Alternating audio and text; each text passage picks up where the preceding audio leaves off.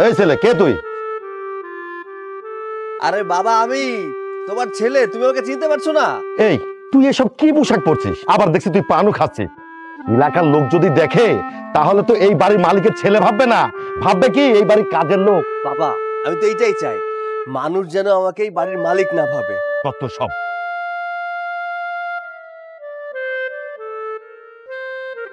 এ কি সৈকত, তোমার এই অবস্থা কেন? তুমি এভাবে দাঁড়িয়ে আছো যে? আরে তুলি, তুমি চলে আসছো। চলো চলো, ভেতরে চলো। একদম আমার ধরার চেষ্টা করবে না। আগে তুমি আমাকে এটা বলো, তুমি এই পোশাকে কেন? তুমি না এই বাড়ির মালিক? বাড়ির মালিক হয়ে তুমি কাজের ছেলের পোশাক পরে আছো, ঘৃণা লাগতেছে। আরে তুলি, তুমি আমার কথা শোনো না। সারাটা দিন ওই যে প্যান্ট আর শার্ট পরে থাকতে আমার ভালো লাগে না। এর জন্য আমাদের এই যে রহিম চাচা, কাজের লোক, উনার কাছ থেকে এই যে লুঙ্গি আর শার্টটার গামছাটা নিচ্ছি। আমার সুন্দর লাগতেছে না? তোমাকে একদমই সুন্দর লাগছে না, একদম কাজের লোকের মতন দেখতে লাগছে। ওয়েট, তুমি আমাকে এটা বলো, তুমি আমার সাথে মিথ্যা কথা বলছো না তো? তুমি আদৌ এই বাড়ির মালিক নাকি এই বাড়ির কাজের লোক? আরে তুমি এসব কি বলছো বলো তো? এই যে লুঙ্গি গামছা আর শার্ট পরলে কি মানুষ কাজের লোক হয়ে যায় নাকি? চুপ কর মিথ্যাবাদী। তুই কি ভেবেছিলিস তুই আমাকে মিথ্যা কথা বলে আমার সাথে প্রেম করে অন্যের বিরাট বাড়ি দেখিয়ে আমাকে বিয়ে করতে চেয়েছিলিস? তুই আমাকে বিয়ের পর সিনেমার কাহিনী শোনাতিস যে তোমাকে পাওয়ার জন্য আমি এসব করেছি। আমি এখন এই মুহূর্তে এখান থেকে চলে যাব। আর আজকে যদি আমি না আসতাম তাহলে তোর এই আসল রূপটা আমি দেখতে পারতাম। তুলি, তুমি আমার গালে থাপ্পড় দিলে? আচ্ছা মানলাম, আমি এই বাড়ির মালিক, আমি এই বাড়ির কাজের লোক, তাতে কি হয়েছে? তুমি তো আমাকে ভালোবাসো, তাই না? সেটা তোমার ভুল। আমি তোমাকে ভালোবাসিনি, আমি ভালোবেসেছি তোমার টাকা পয়সাকে।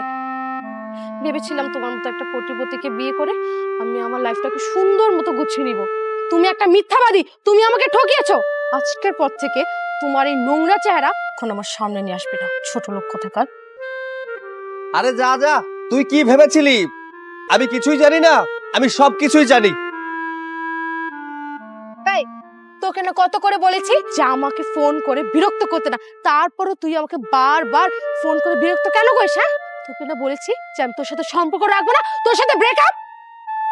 তুলি, তুমি এসব কি বলছো? তোমার সাথে আমার রিলেশন, এটা আমার ফ্যামিলি থেকে শুরু করে বন্ধু বান্ধব সবাই জানে।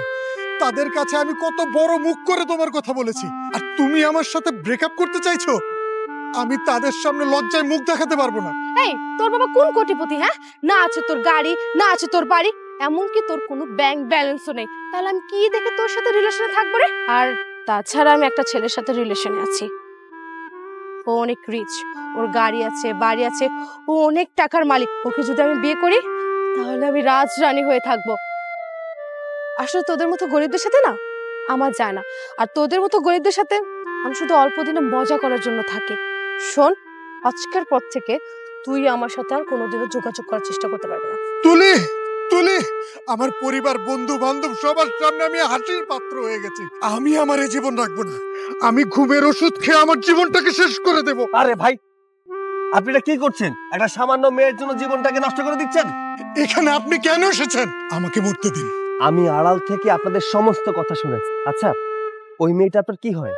আপনি তো তাহলে সবই শুনেছেন, আর এতক্ষণে এটাও জেনে গেছেন এই মেয়েটা আমার গার্লফ্রেন্ড ছিল। ও লোভী, বাজে একটা মেয়ে। ও এতদিন আমার সাথে রিলেশন করে আমার টাকা পয়সা খেয়ে এখন আরেকটা বড় লোকের ছেলে ধরেছে। আমার টাকা পয়সা খেয়ে ওর কাছে চলে গেছে। সামান্য একটা মেয়ের জন্য নিজের জীবন শেষ করার কোনো প্রয়োজন নেই। আপনি নিজেকে প্রতিষ্ঠিত করুন, দেখবেন এরকম হাজারটা মেয়ে আপনার পেছনে ঘুরবে। চলুন।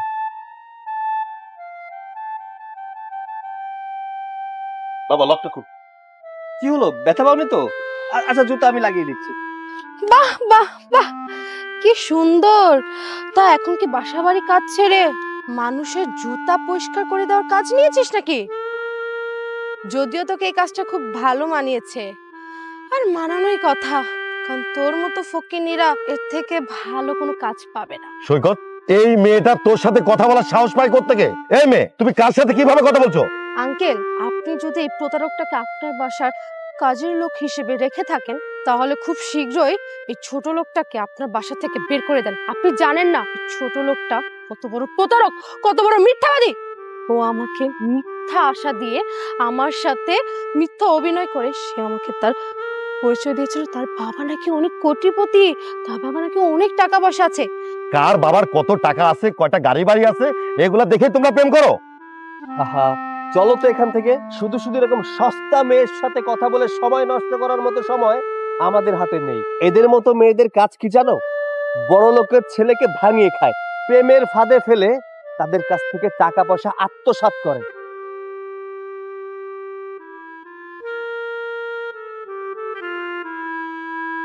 আমি এক কাজ করি, এখন আরেকটা বড়লোক মুরগি দেখে খুঁজে ওর কাছে যাই, পটাই।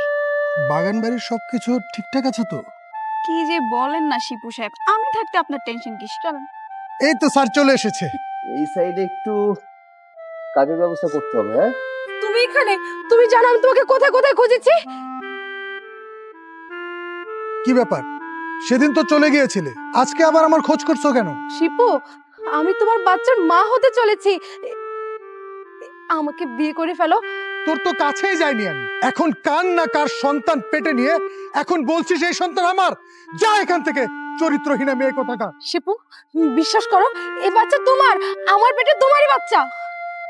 বিশ্বাস করবো তোর মতো মেয়েকে? তোর মতো একটা চরিত্রহীনা নারীকে বিশ্বাস করবো আমি? তুই কি ভুলে গেছিস সেদিনের কথা? সেদিন কি কি করেছিলি আমার সাথে? বিশ্বাস করো শিপু, এই বাচ্চা তোমার। তার মানে তুমি জারদ সন্তানের মা? তোমার মধ্যে এত পরিবর্তন? তুমি তো বাড়ির কাজের লোক ছিলে, আর তোমার হাতে গাড়ির চাবি কেন? আরে বোকা মেয়ে, সৈকত স্যার কখনোই কাজের ছেলে ছিল না। সৈকত স্যার একজন কোটিপতি বাবার একমাত্র সন্তান, তিনি এখন একটা কোম্পানির মালিক। তাহলে সেদিন আমি যেটা দেখেছিলাম সেটা কি ভুল ছিল? তুমি সেদিন যা দেখেছিলে সম্পূর্ণ ভুল দেখেছিলে। তুমি এই ছেলেটাকে ছেড়ে চলে গিয়ে আমার সাথে রিলেশন করেছিলে, কারণ এই ছেলেটার কাছে টাকা পয়সা ছিল না, তাই আমার কাছে টাকা ছিল, তাই তুমি তোমার জীবনটাকে সুন্দর করে সাজানোর জন্য আমার সাথে রিলেশন করেছিলে, আমার সাথে প্রেমের নাটক করেছিলে। ওই দিন যদি তোমাদের না দেখতাম তাহলে আজকে এই ছেলেটা আমাদের সামনে জীবিত হয়তো দাঁড়িয়ে থাকতো না। তার মানে তোমরা ইচ্ছা করে প্ল্যান করে তোমাদের জীবন থেকে আমাকে সরিয়ে দিয়েছো। এখন আমি সবটা ক্লিয়ার হয়ে গেছি। সৈকত, আমার না ভুল হয়ে গেছে, আমি আগে যা যা করেছি সব ভুল করেছি, আমাকে প্লিজ ক্ষমা করে দাও। দেখো সৈকত, তুমি অন্তত অস্বীকার করো না, বিশ্বাস করো এই বাচ্চা তোমার। তুমি আমাকে ভুল বোঝো না, তুমি আমাকে বিয়ে করে নাও না সৈকত, প্লিজ। ঠিক, তোর এইসব কথা বলতে কি একটু লজ্জা করছে না? তুই একটু আগে বললি সন্তানের বাবা এই হাসান, আর এখন বলছিস আমি এই সন্তানের বাবা।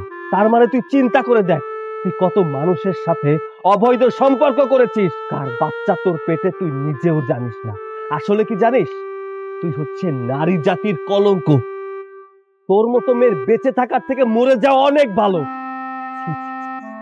তোর লজ্জা করলো না এইসব কাজ করতে? আরে একটা মেয়ে যে কতটা নিচে নামতে পারে তোকে না দেখলে বুঝতে পারতাম না। টাকার লোভে পড়ে তোর জীবনটা এতটাই নিচে নেমে গেছে, কোনো ছেলের কাছে তোর এক পয়সারও মূল্য নেই।